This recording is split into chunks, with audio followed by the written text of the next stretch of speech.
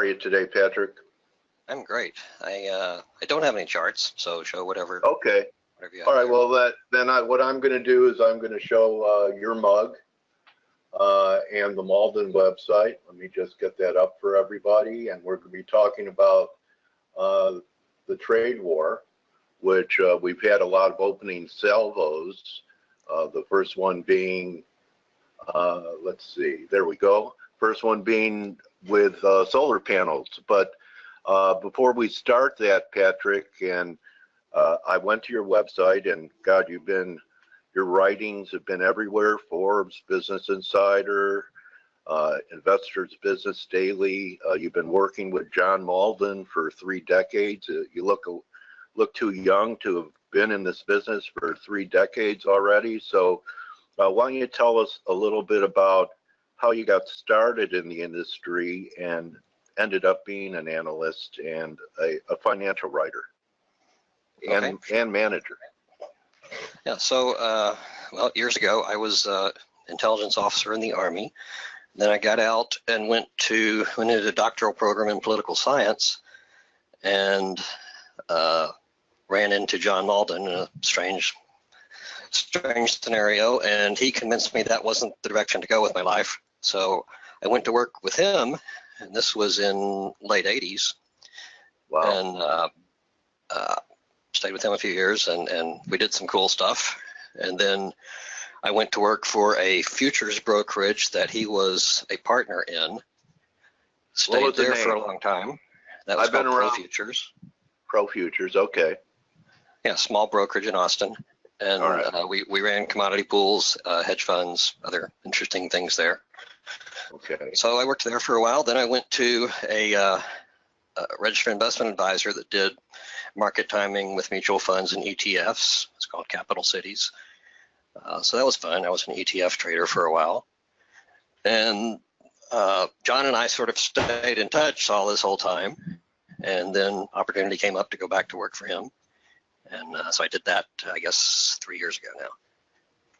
Okay. So, yeah, interesting journey, and an intelligence officer. So you kind of were trained to look under the surface for messages and intelligence. And, you know, I'm a big believer in intelligence gathering. That's why you're here today, Patrick, because, you know, I reach out to experts to edify the community. And what a timely topic. I believe there's some type of vote on the steel trade issue. And I'm very interested in what you think the market implications are going to be.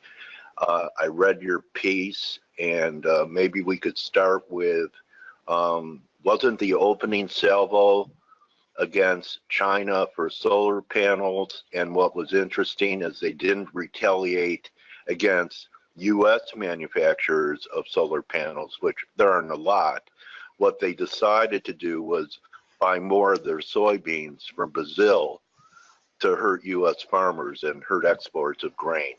So why don't you tell us what you're seeing and what's on your radar here?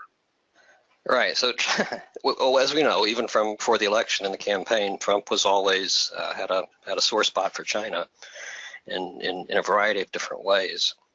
And you're right, the Chinese are very clever about these things, and they respond not in ways you expect, and they respond asymmetrically. So there's a lot of directions this could go. The weird part on that solar panel deal is the companies that brought the case in the U.S. asking for relief were actually owned by Chinese investors. So it's really murky on who's winning and who's losing.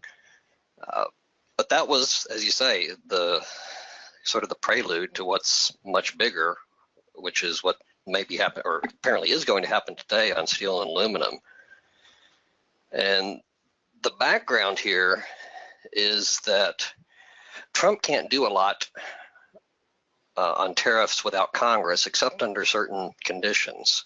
Yeah, I found that very interesting, Patrick, that, you know, which is really Trump's authoritarian style, to not need Congress to do anything. It's all he has to do is claim that it's in our nation's defense to do this, and he doesn't Right. need So there's a 1962 law that has rarely been invoked that allows the president to, if the Commerce Department makes a finding that some sort of imports are threatening U.S. national security, it empowers the president to impose tariffs and or quotas and gives him very wide latitude to do that, and he does not need permission from Congress. And that is, there's a process he has to go through to do this, but it's a giant loophole, and he's driving a truck through it. So last year they started this process. Commerce under Wilbur Ross began this investigation, and just 2 weeks ago released the results of this that determined that yes, all these imports are in fact harming U.S. national security, and made recommendations to the president that they gave him several options. One was a global tariff on all steel and aluminum imports. The other was a targeted tariffs and quotas against a list of 12 countries. And then some other lesser tariffs and quotas. And they're different for steel and aluminum. So under this process, Trump had until April to decide what he was going to do. We learned last night that the schedule has apparently been accelerated rapidly, and there's some sort of announcement coming today. We don't know what it will be, and there's all sorts of, even in the best of circumstances, you never know what this White House is going to do. But it looks like they're going to do something harsh. The president tweeted this morning that he's upset with other countries about steel and aluminum. So, well, he's also upset about Hope Hicks not, hanging out with him for a while. So, you also described the messiness of this, Patrick, in your piece. For example, on steel, that the Canadian steel industry was basically started to support our defense industry. And if we slap tariffs on them, it's almost punishing them for being supportive of our national defense. So there's all kinds of, strings and messiness about going down this road. Is that true? Yeah, absolutely. And it's not just Canada. The list of the 12 countries that Wilbur Ross recommends we retaliate against, let me just grab that here, includes several other allies. I mean, there's China and Russia on there, but also South Korea, Malaysia, India, wow, South Africa, Thailand, Vietnam, several of these other Asian countries that, in theory, we need on our side to contain China, and they're on the list too. He may end up exempting them. We don't know. But yeah, this is just weird that countries that on the military side are our allies, we're about to label them, some of them, national security threats. Okay, so I don't know about you, but the big guy in this battle is obviously China.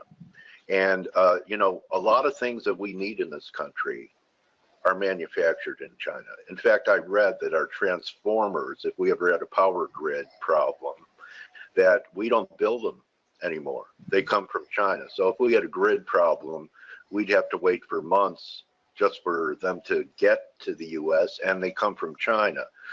China has already stopped buying, they're not buying bonds anymore.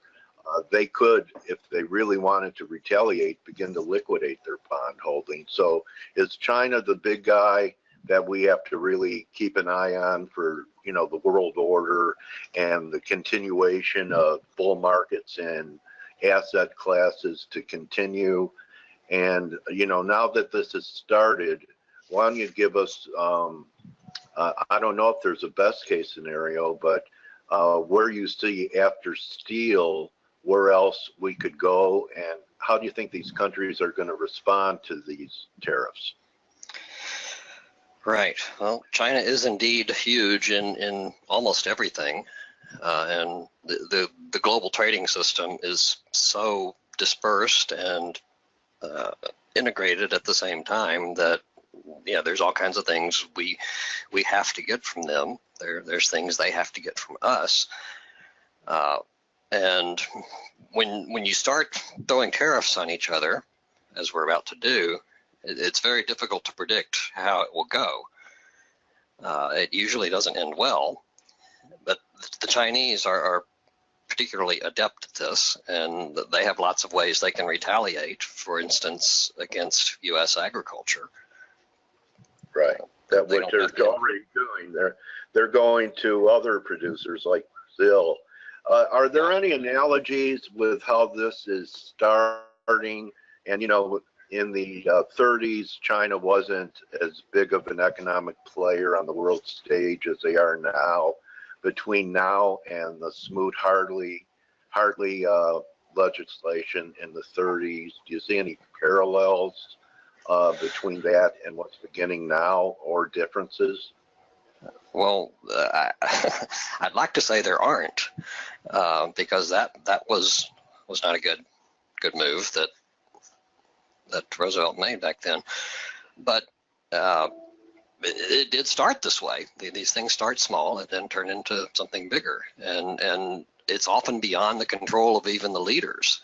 They have constituencies in their own countries, business interests, and sometimes voters that they have to listen to. In China, it's not a democracy as we understand it, but nonetheless, the government is very focused on keeping the impoverished public happy and docile, at least, to where it's not creating headaches. Okay. So there's a lot of things they could do, and it rarely ends well. Okay, so why don't we get to your bailiwicks and what you do for Malden Economics? And you write about growth and income funds. Do you guys manage funds, or it's strictly an advisory service? We are not money managers. Okay. But yes, I do write okay. two of our paid services, one about income investing and one about option income. Yield, shark. I like the shark in there. So, and connecting the dots. So with this happening, what are you advising people to do in growth and income and yield? The bonds have been, finally, after, rates have been going up very slowly, but for over three years now. I mean, the 10-year bottomed at 130 quite a few years ago. What are you advising people to do as far as growth and income in this interest rate environment? Right. Well, I think for the most part, equities are overvalued. I don't see. I differ from some on the long bond. I don't see the 10-year going a whole lot over 3%. So okay. at this point, I'm trying to keep credit quality fairly high and duration low. On the equity income side, this does get wrapped in with trade. What's happening in the very big picture is borders are going up everywhere. They used to not matter. Okay. We went through this whole era when we had some semblance of free trade and stuff could flow back and forth. That's reversing. And the weird part is the way it's reversing, we're headed toward a world with two free trade areas. And those are going to be the United States and everywhere else. Okay. Oh, okay. All right. So we're really going to be completely isolated. Do you think that NAFTA is going to fall apart? It may. And it's certainly going to change in some ways that aren't really predictable right now. But the borders around the United States are going to become more and more impenetrable to any kind of trade. So they might also become impenetrable for U.S. citizens that want to get the heck out of here. well, yeah. What do you think? I mean, you know, they say they want to build a border wall to keep people out, but maybe it's to keep us cattle in producing. What do you think? Well, I hope that's not true. Anyway, so do you have any belief on how this is going to affect, say, for example, the linchpin we're currency guys here and gals? What impact do you think it's going to have on the dollar? You think that's going to be bearish the dollar if this continues to escalate, or bullish?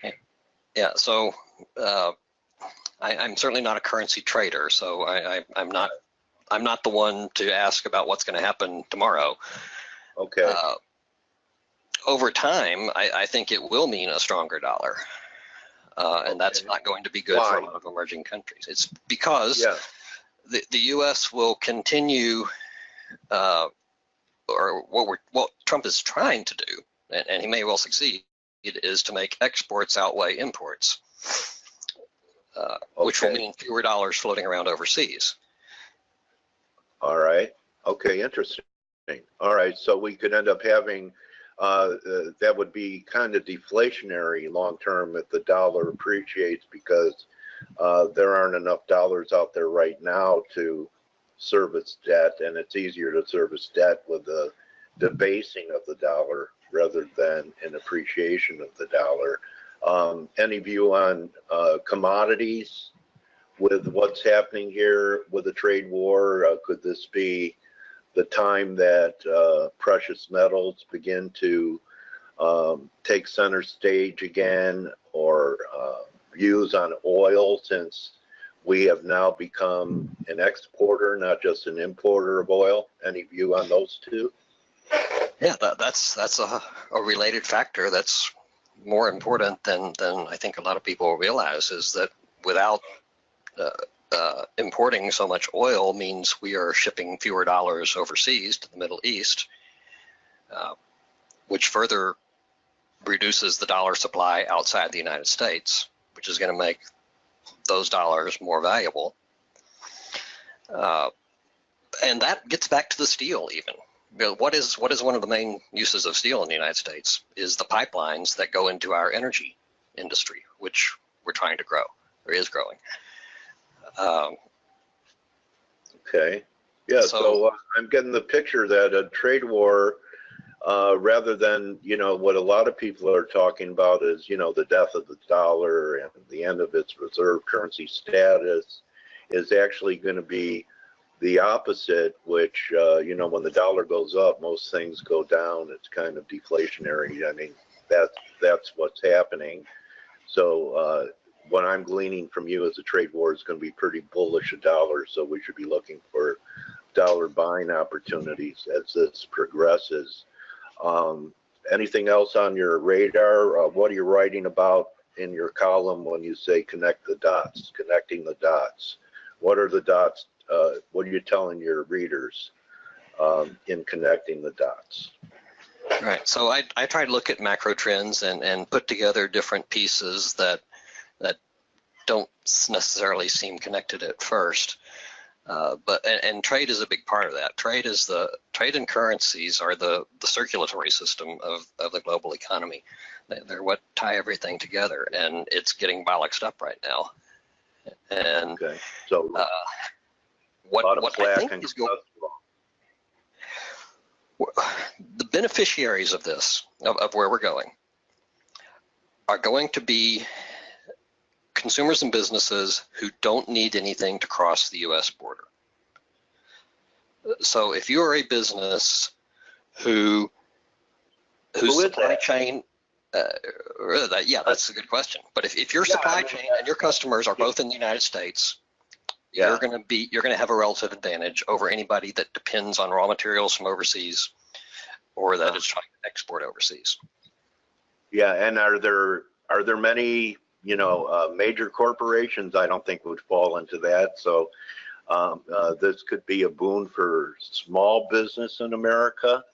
But who doesn't need things outside of our border? I'm having a hard time wrapping my head around, how we could be, America as an island without being able to get things from overseas.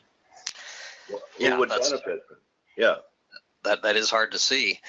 And Okay. it's really hard to dig into, because you can look at a company's supply chain, but then you got to look at the supply chain. Right. Where does all this come from? I'll give you one name that Go ahead. I found that's no, I haven't found anyone really perfect on this, but one name that's better than most. And it's kind of a surprising name. It's Dollar General. Okay. Yeah. So they don't have a lot of their goods manufactured in China, like a lot of other retailers or discount stores, like Walmart. It's very dependent on Chinese manufacturing, right? Correct. Yeah. If some magically China imports were to stop overnight, Walmart's shelves would be practically empty a day or two later. They can't survive without that. All right. So that's a good point, and I want to wrap it on this, Patrick. Is a trade war going to cause major shortages in not only, luxury goods, but necessities for Americans?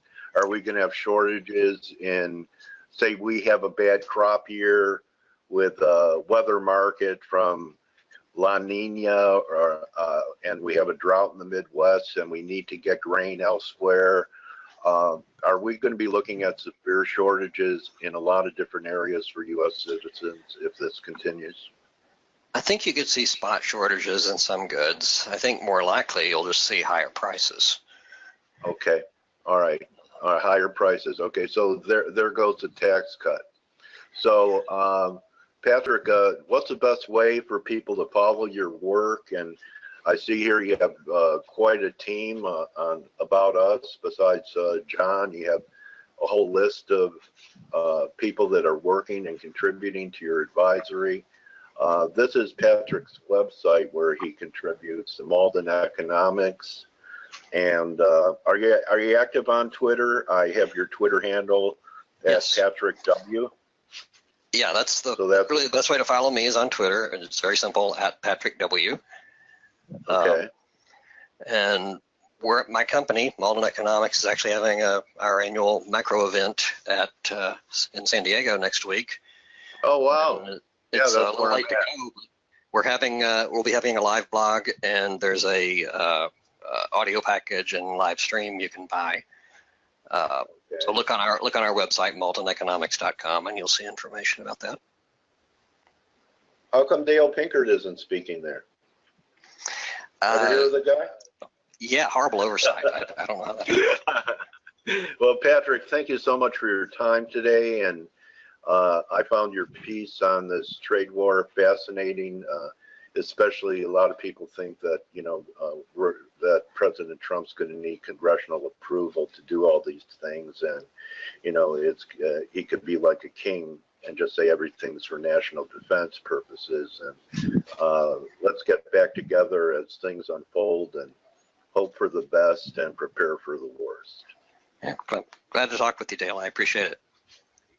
All right, Patrick, nice meeting you. Good hunting and continued success, and congratulations on pointing your people in the right direction and having them be prepared for what most people have their heads in the sand about. So I really appreciate your time today. Say hello to John for me, and good hunting, my trading warrior brother.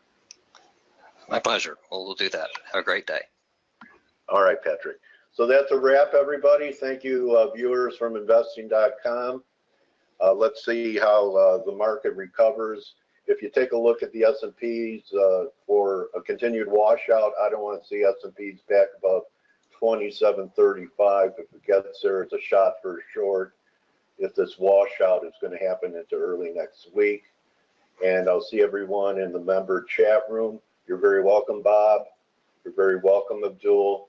You guys have a great day. And remember, don't just count your pips, count your blessings. We'll see you for TGIF tomorrow. Thank you for your attention. And thank you for your support. Adios.